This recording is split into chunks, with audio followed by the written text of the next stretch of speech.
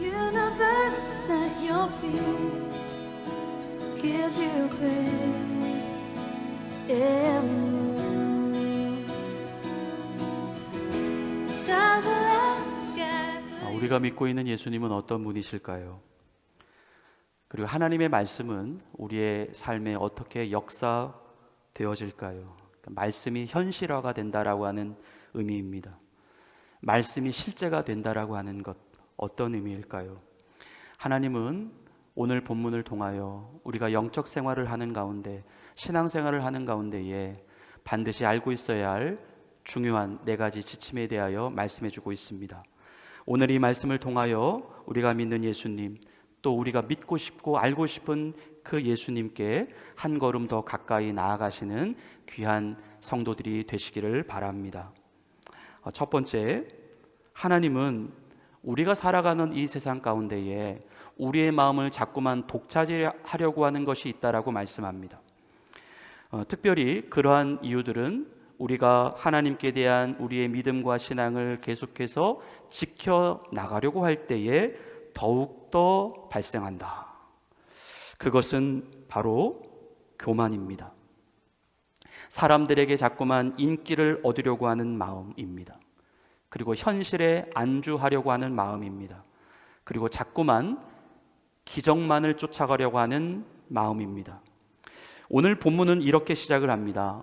마태복음 14장 22절입니다. 예수께서 즉시 제자들을 재촉하사 자기가 무리를 보내는 동안에 배를 타고 앞서 건너편으로 가게 하시고, 오늘 예수님께서 즉시 하셨다. 그러니까 무언가 주님의 어떤 다급함이 느껴집니다. 예수님은 왜 제자들을 즉시로 재촉하셨을까? 왜 그들로 하여금 일부러 배를 태워서 바다 건너편으로 건너가게 하셨을까? 이유는 오늘 본문이 기록되고 있는 일, 그 바로 직전에 일어나고 있었던 그 일어난 사건 때문이었습니다. 그것은 우리가 잘 알고 있는 예수님께서 물고기 2마리와 떡 5개로 5,000명을 먹이신 그 사건, 그들을 배불리 먹였을 뿐만 아니라 또 남은 음식이 12바구니나 되었었던 그 사건, 바로 오병이어입니다. 당시의 사람들이 그 모습을 바라보고 또 그 기적을 경험한 이후에 얼마나 예수님과 제자들을 향하여 열광했을까요? 요한복음 6장 15절 말씀에 의하면 그 사건 이후에 사람들이 예수님을 억지로 붙들어서 자신들의 임금을 삼으려고 했다라는 기록이 나옵니다. 기적에 열광하는 군중들입니다. 그리고 갑자기 돌변하는 군중들입니다. 그들의 심리가 예사롭지 않음을 예수님이 느꼈습니다. 예수님과 그의 제자들이 한순간 사람들로부터 주목을 받습니다. 관심을 받습니다. 이때 제자들의 마음이 붕 떠 있었다라고 하는 것입니다. 그들의 마음이 높아지려고 하는 시간입니다. 기적과 인기에 심취해서 그 자리에 그저 안주하고 싶어하는 시간입니다. 예수님은 이러한 제자들의 마음을 미리 알고 계셨습니다. 이 마음으로부터 그들을 한시라도 빨리 분리시키고 싶으셨습니다. 그러한 이유로 인하여 제자들을 재촉해서 바다 건너편으로 이동시키려고 하였던 것입니다. 오늘 본문 23절을 보면 예수님 또한 그 군중들의 자리를 피해서 기도하시러 산으로 올라가셨다라고 말씀합니다. 본문 23절입니다. 무리를 보내신 후에 기도하러 따로 산에 올라가시니라. 저물매 거기 혼자 계시더니 아멘. 우리는 오늘날 사람들 앞에서 그리고 사람들 안에서 자꾸만 내 자신의 존재를 증명받고 싶어하는 유혹들 앞에 서 있습니다. 그 안에는 항상 자신이 주목을 받고 싶고 높임을 받고 싶고 그러한 교만의 마음이 마치 미끼처럼 걸려 있습니다. 그 마음은 우리로 하여금 하나님께 대한 집중력을 약화시키고 사람들에 대한 집중력을 강화시킵니다. 하나님의 관심이 아니라 사람들의 관심을 더 갈증하게 만듭니다. 하나님의 인정이 아니라 사람의 인정을 더 추구하게 합니다. 이러한 영혼은 우리의 영혼을 갉아먹습니다. 하나님의 영광을 가리웁니다. 우리의 이상을 부풀리고 현실을 들뜨게 하고 내실이 없도록 하며 자꾸만 풍성하고 화려하고 눈으로 볼 때에 대단하게 보이는 것들만 쫓아가도록 만든다는 것입니다. 우리는 항상 하나님 앞에서 차분해야 합니다. 군중들의 들뜸 속에서 주님을 만나려고 하기보다 은밀한 중에 계시는 주님을 만나기 위하여 우리는 혼자만의 시간을 견뎌야 합니다. 하나님은 우리가 하나님 앞에서 1대1로 서기를 원하십니다. 두 번째, 하나님은 우리가 살아가는 세상 속에서 우리가 가고자 하는 그 믿음의 방향과 정반대 방향에서 작용하고 있는 힘이 있다라고 말씀하십니다. 본문 24절입니다. 배가 이미 육지에서 술이나 떠나서 바람이 거스름으로 물결로 말미암아 고난을 당하더라. 아멘. 제자들은 분명 군중들을 등지고 바다 저편으로 가고 있었습니다. 처음에는 잘 가는 듯 싶었습니다. 그런데 그들이 가고 있었던 방향 맞은편에서 맞바람이 불어옵니다. 그 바람은 제자들이 가는 방향과 정면에서 큰 물결을 만들어내고 그 물결은 제자들에게 고난을 만들어 가고 있었습니다. 성도 여러분, 우리 믿는 그리스도인들의 고난이라고 하는 것은 무엇일까요? 이것은 특별히 우리가 믿음 생활을 하고 있는 동안에 발생하는 고난입니다. 그것은 우리가 주님이 정하신 방향을 향하여 가려고 할 때에 바로 그때 발생합니다. 성도 여러분, 한번 장면을 상상해 보십시오. 제자들이 만일 북쪽 방향을 향하여 가고 있었다면 바람은 지금 남쪽으로 불고 있는 것입니다. 제자들이 남쪽 방향을 향하여 가고 있었다면 바람은 북쪽을 향하여 불고 있는 것입니다. 제자들이 그런데 만일 배의 방향을 바꾸어서 다시 그들이 돌아왔었던 군중 쪽으로 그 방향을 틀게 되었다면 어떻게 되었을까요? 그 바람은 오히려 자신들을 도와주는 순풍이 되었을 것입니다. 성도의 고난, 이것은 방향 때문입니다. 우리가 방향만 바꾸겠다라고만 하면 우리는 사실 얼마든지 고난을 피해갈 수 있습니다. 아니, 오히려 그러한 고난은 우리의 삶을 더 손쉽게 밀어주는 순풍의 역할을 해주기도 합니다. 우리는 고난을 피하기 위하여 방향을 바꿔야 할까? 우리는 다시 고난을 등지고 군중들이 있는 곳으로 다시 돌아가야 할까? 그럴 수가 없다는 것이죠. 그곳은 우리 주님이 정해주신 방향이 아니기 때문입니다. 바람이 불어와도 물결이 밀어내도 우리는 그 방향을 향하여 가야 합니다. 그래야 주님이 보내주시는 그 자리에 이르를 수가 있기 때문입니다. 하나님은 베드로전서 4장 12절부터 13절 말씀을 통하여 이렇게 말씀하십니다.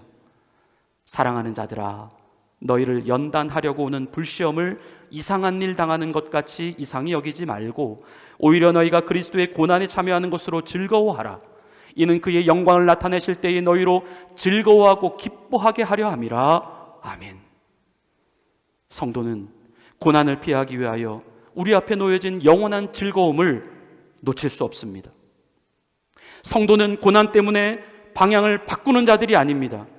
그 고난을 통하여 오히려 내가 지금 가고 있는 방향이 과연 맞게 가고 있다라고 하는 것을 확인하는 자들입니다. 방향이 바뀌어진다면 우리는 결코 하나님의 영광을 볼 수 없습니다. 그리고 시간만 더 늦어질 뿐입니다. 성도는 고난을 피하는 자들이 아니라 고난을 극복하는 자들입니다. 세 번째, 하나님은 우리가 살아가는 이 땅의 현실 속에서 반드시 두려움이라고 하는 적과 맞서서 상대해야 한다라고 말씀하십니다. 두려움, 이 두려움은 어쩜 우리가 평생토록 상대해야 할 평생의 적일지도 모릅니다. 그렇게 주님이 정해주신 방향을 따라서 군중들을 등지고 바다 저편으로 이동해 가고 있었던 제자들, 그들은 비록 고난을 통과했을지는 모르지만 이제 자신들 안에서 본능처럼 튀어나오고 있는 두려움이라고 하는 정체와 직면하게 됩니다. 본문 25절부터 26절입니다. 밤사경에 예수께서 바다 위로 걸어서 제자들에게 오시니 제자들이 그가 바다 위로 걸어오심을 보고 놀라 유령이라 하며 무서워하여 소리 지르거늘. 본문에 말씀하고 있는 이 밤사경이라고 하는 시간은 오늘날 우리가 사용하고 있는 이 시간대로 의미를 하면, 말씀을 드리면 새벽 3시부터 새벽 6시까지의 시간입니다. 동이 터오기 직전의 3시간, 그 시간이야말로 정말로 칠흑같이 어둡고 깜깜한 시간이 아닐 수 없습니다. 그 시간에 달빛이나 별빛이라도 있으면 좋으려면, 우리는 앞에서도 언급을 드렸던 것처럼 지금 이들이 지나가고 있었던 바다는 심상치가 않습니다. 심한 바람과 물결이 요동을 칩니다. 기상적으로 이야기하면 하늘에 먹구름이 가득 껴있는 그런 상태, 아무런 불빛도 찾아볼 수 없고 진짜 깜깜한 바다 한가운데의 장소였던 것입니다. 그런데 이 순간 제자들의 눈앞에 희미하게 사람처럼 보이는 형체가 보이는 것입니다. 이 상황 중에 내 자신이 있었다라고 한다면 여러분, 우리가 놀라지 않을 수 있을까요? 제자들이 기겁을 하고 소리를 지릅니다. 두려움에 압도됩니다. 아마 정말 기절만 하지 않았어도 그것은 큰 기적이었을 것입니다.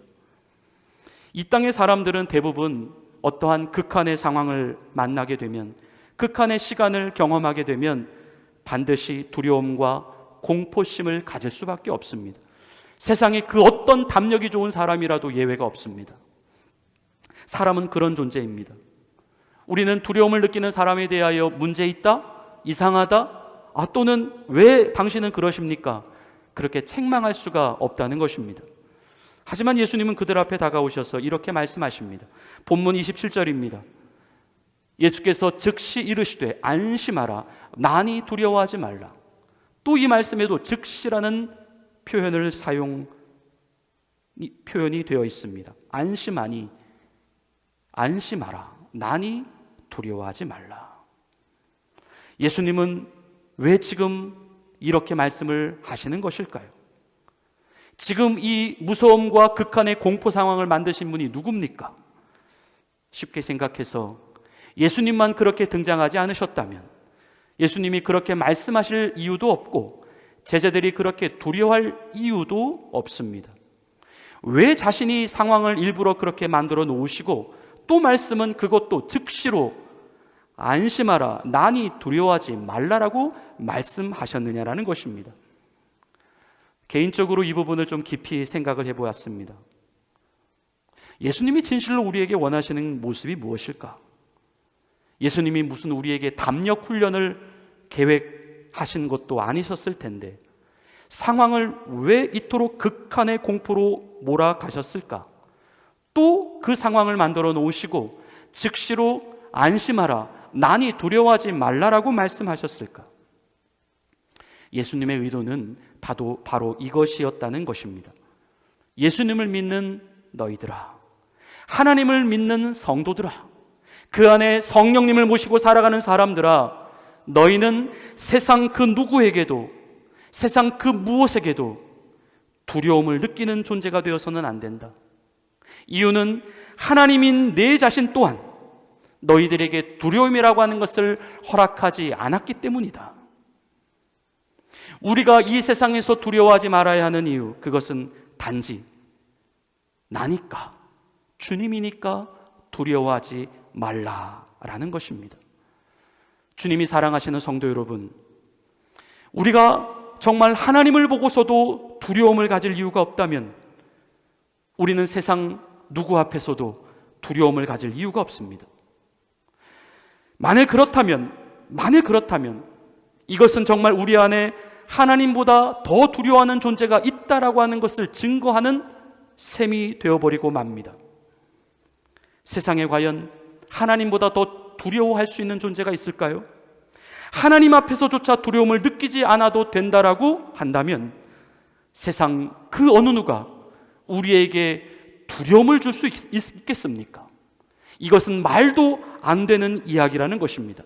우리는 오늘 하나님께서 우리에게 지금 말씀하고 계시는 이 두려워하지 말라, 특별히 하나님 자신께서 우리에게 두려워하지 말라라고 하시는 이 말은 세상의 언어가 아닙니다. 이것은 하늘의 언어입니다. 사람의 감정을 이야기하고 있는 것이 아니라 하나님의 감정을 이야기하고 있는 것입니다. 예수님을 믿는 사람들은 이 세상에서 그 무엇 앞에서도 두려움을 느끼도록 허락이 되지 않았다. 예수님은 이 사실을 깨닫게 하시기 위하여 사람들을 두려움을 느낄 수 있는, 그들이 무서움을 느낄 수 있는 가장 극한의 공포의 순간을 의도적으로 세팅해 놓으셨습니다. 세상의 기준, 사람의 관점으로 볼 때에 그 누구도 피해갈 수 없는 최대 극치의 두려움의 순간을 연출하신 것입니다. 그러면서 그 두려워하지 말아야 할 이유, 그것을 상황 때문이거나 또는 사람 때문이거나 혹은 우리 자신 때문이 아니라 오직 예수님 때문이라고 말씀하고 계시는 것입니다. 나니까 두려워하지 말라. 나니까 두려워하지 말라.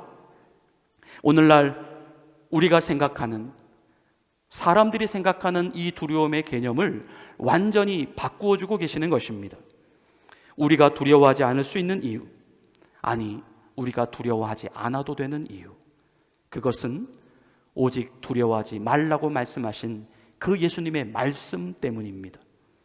그리고 그 이유가 정말 예수님 때문이라고 한다면 하나님은 이 땅을 살아가는 성도들에게 두려움을 가져다 줄 수 있는 그 어떤 사람이나 그 어떤 상황도 우리에게 허락하지 않으셨습니다. 우리는 오직 그 하나님을 믿고 이 두려움의 감정을 떨쳐내야 합니다. 이것은 사람들이 흔히 이야기하고 있는 담력의 차원이 아니라 우리의 삶에 하나님께서 직접적이고 친히 개입해 주시는 그분의 완전한 보호이며 그분의 완전한 지켜주심입니다. 두려움을 담력이 아니라 믿음으로 극복하시는 성도들이 되시기를 바랍니다. 네 번째, 하나님은 우리가 살아가는 인생 가운데 가끔씩 믿음의 도전이 필요하다라고 말씀하십니다. 오늘 이 믿음의 도전은 우리가 잘 알고 있는 베드로라고 하는 사람을 통하여 이루어집니다. 본문 28절의 말씀입니다. 베드로가 대답하여 이르되 주여 만일 주님이시거든 나를 명하사 물 위로 오라 하소서 하니. 똑같이 함께 배에 타고 있었던 제자들입니다. 지금 그들이 겪고 있는 상황, 똑같이 바람이 불고 똑같이 물결이 일고 있는 새카만 바다 한가운데에 그들은 똑같이 배 위에 둥둥 떠 있는 상황입니다. 그리고 갑자기 바다 위에서 등장하셨던 그 예수님을 알아보고 난 후에 그제서야 마음을 진정시키고 있었던 상황입니다. 하지만 지금 그들 옆에는 자신이 처한 현실의 세계와 전혀 다른 현실의 세계가 또 한 번 펼쳐지고 있습니다. 즉 여전히 바람과 파도가 출렁거리고 있는 바다 한복판 위에서 그저 평범하게 자신의 두 발로 바다 위에 서 계신 예수님의 모습이 보이는 것입니다. 이 극도로 대비되고 있는 이 두 상황을 누가 과연 인간의 언어로 설명할 수 있을까요? 우리가 살아가고 있는 이 하나의 현실 안에, 하나의 장면 안에 전혀 다른 두 가지 세계, 두 가지 현실이 연출되고 있는 것입니다. 한 현실은 자연의 법칙을 통제하고 있습니다. 다른 하나의 현실은 자연의 법칙에 통제받고 있습니다. 한 현실은 사람이 물 위에 서 있는 현실이며 다른 현실은 사람이 배 위에 서 있는 현실입니다. 이 두 현실 사이의 간격은 하늘과 땅 차이입니다. 생명과 죽음의 차이입니다. 영과 육의 차이입니다. 하나님과 인간의 차이입니다. 하지만 부인할 수 없는 사실은 이 서로 다른 현실이 한 장소에서 일어나고 있었다라는 말씀입니다. 우리는 어떻게 이 간격을 메꾸어 갈 수 있을까요? 우리가 가지고 있는 신앙적 고민은 바로 이 지점에서 시작을 합니다. 물론 물 위에 서 계신 예수님을 보고 그분이 어떤 귀신이나 어떤 환영 같은 존재가 아니라 실제로 예수님이라고 하는 사실을 인식했다라고 하는 것, 또 그분을 자신의 주님으로 믿으며 그들의 마음 안에 안식과 평안함을 가졌다라고 하는 것, 물론 그 자체도 두 세계가 하나로 연결되어 있는 상태다라고 말씀을 드릴 수 있습니다. 하지만 그 두 세계의 하나됨은 단지 심리적 또 영적 차원에서, 내면적 차원에서만 일어나고 있는 하나됨이었습니다. 즉 육체적 물리적 차원의 하나됨, 나아가 우리의 몸과 우리의 감각이 실제로 경험하는 우리의 삶의 차원에서의 이루어지는 하나됨은 아직 되지 못하고 있었다는 것입니다. 그 하나됨이 아직 거기까지는 미치지 못한 것입니다. 바로 이 지점에서 새로운 믿음의 도전이 필요했다는 것이죠. 바로 베드로의 입에서 나오고 있는 이 고백이었습니다. 주여, 만일 주님이시거든 나를 명하사 물 위로 오라 하소서 하니. 성도 여러분, 지금 베드로는 예수님이 하나님이신가 아니신가, 그분이 정말 주님 맞아? 그것을 의도적으로 테스트해보고 시험해보고 있는 모습이 아닙니다. 만일 베드로가 정말 그랬다면 베드로의 요구는 이렇게 되어야 합니다. 주여, 만일 주님이시거든 나로 하여금 당신처럼 물 위로 걸어오게 만들어 보십시오. 이것은 마치 광야에서 예수님을 시험하였었던 그 사단을 생각하게 합니다. 내가 만일, 당신이 만일 하나님의 아들이거든 이 돌들로 명하여 떡덩이가 되게 해보십시오. 즉 베드로가 예수님을 향한 그런 식의 요구를 했다라고 한다면 그것은 예수님을 믿겠다라고 하는 요구가 아니라, 그 믿음을 위한 요구가 아니라 정말 예수님을 사단처럼 시험해 보기 위한 불순한 요구가 되는 것입니다. 하지만 베드로는 예수님께 이렇게 요구를 합니다. 주님, 만일 주님이시거든 나를 명하사 물 위로 오라 하소서. 오라 말씀하소서. 베드로는 주님의 말씀을 요구하고 있습니다. 오라 하소서, 그러면 제가 가겠습니다. 자신의 순종을 전제로 요구하고 있습니다. 즉 주님이 진정 주님이실진데, 그렇다면 정말 주님의 말은 모두가 진리이실 텐데, 그렇다면 세상 모든 만물이 당신의 말씀대로 움직여질 것이 분명할 것인데, 그렇다면 당신이 나를 직접 물 위로 오라, 걸어오라고 말씀해 보십시오. 그러면 나는 정말 물 위를 걸어갈 것이고 나 또한 당신처럼 물 위에 서 있게 될 것입니다. 저는 주님을 믿습니다. 제가 그 믿음의 도전을 한번 해보겠습니다. 예수님은 그 베드로의 요구를 받아들여 주셨습니다. 실제 베드로의 요구대로 말씀해 주십니다. 이것은 예수님께서 그러한 베드로의 믿음의 도전을 기뻐하고 계셨다라는 뜻입니다. 본문 29절입니다. 오라 하시니 베드로가 배에서 내려 물 위로 걸어서 예수께로 가되. 예수님이 오라 말씀해 주셨습니다. 그리고 오라 하니까 베드로가 정말로 왔습니다. 이 도전의 과정을 한번 보십시오. 예수님의 말씀이 먼저 있었고 그 말씀에 따라 그는 정말 배에서 내리게 됩니다. 배에서 내리면 그대로 바다입니다. 이것은 이 배라고 하는 자신의 삶의 자리를 벗어나 바다라고 하는 그 죽음의 자리로 오직 예수님의 말씀만을 믿고 자신의 몸을 실제로 던진 것입니다. 성도 여러분, 이것이 믿음의 도전입니다. 그 도전 앞에는 항상 하나님의 말씀이 있습니다. 그것은 내 자신이 하나님으로 믿는 그분에 대하여 내가 실제로 그분을 살아계신 하나님으로 믿어보겠다라고 하는 실제적 믿음의 도전인 것이지, 그냥 무작정 내 감정만을 가지고 바다 위로 뛰어드는 무모한 도전은 아니었다는 것입니다. 말씀대로 했더니 베드로가 실제로 물 위를 걷습니다. 하나님의 세계와 사람의 세계가 하나로 합쳐지게 되는 순간입니다. 이것은 심리적, 내면적, 영적 차원에서의 하나됨이 아니라 우리의 몸과 감각으로 경험되어지는 삶의 차원으로까지도 이루어지고 있는 실제적이고 구체적인 하나됨이었던 것입니다.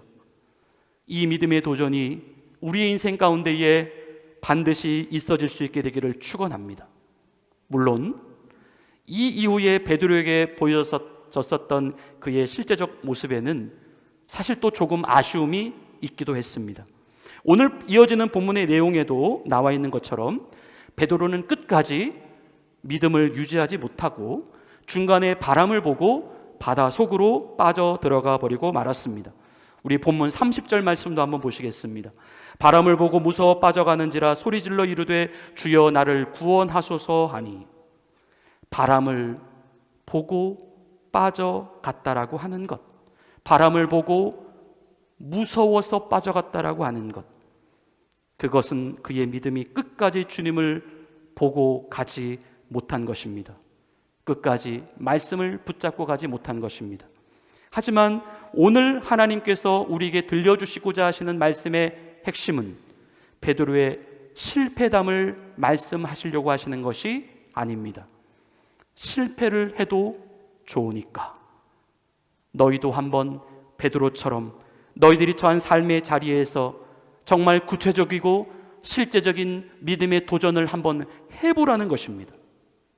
하나님의 약속하신 말씀이 있다면, 하나님의 기록된 말씀이 있다면 앞뒤 한번 가려보지 말고 한번 그 말씀대로 실천해 보라는 것입니다. 배 안에 타고 있었던 사람들 모두 다 예수님을 보고 있었습니다. 모두 다 예수님을 듣고 있었습니다. 하지만 믿음의 도전을 했던 사람은 오직 베드로 한 사람뿐이었습니다. 결국 이 사건 이후에 베드로는 주는 그리스도시요 살아계신 하나님의 아들입니다라고 고백했었던 최초의 제자가 됩니다. 그리고 예수님은 그 베드로의 고백 위에 자신의 교회를 세우시겠다라고 약속합니다. 물론 그 이후에도 베드로는 믿음의 시행착오가 있었습니다. 하지만 그는 그래도 믿음의 도전을 멈추지 않았습니다. 그렇게 도전과 실패를 반복하며 가운데 그는 믿음이 계속해서 장성해 갔습니다. 부활하신 예수님이 하늘로 승천하신 이후에 그는 성령의 충만함을 받고 5,000명을 일시에 회개시키는 초대교회 역사상 가장 영향력 있는 인물로 남게 됩니다.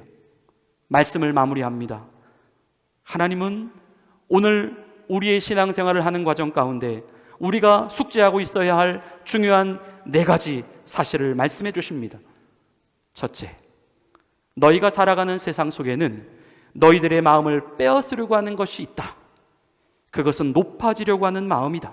너희들을 들뜨게 하는 마음이다. 교만이다.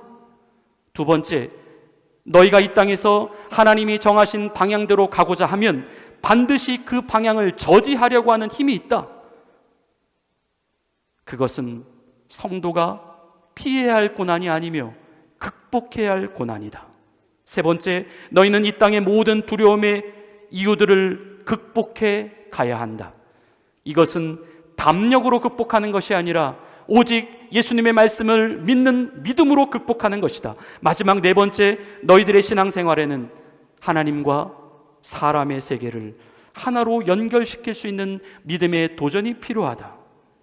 그 믿음의 도전은 하나님을 신뢰하고 철저히 말씀대로 순종하겠다라고 하는 과감한 선택과 결단이다. 주님이 주시는 이 중요한 영적 4가지 지침이 우리의 신앙생활을 해나가는 동안 확실한 믿음의 기준과 든든한 말씀의 기초가 되실 수 있기를 예수님의 이름으로 간절히 축원을 드립니다.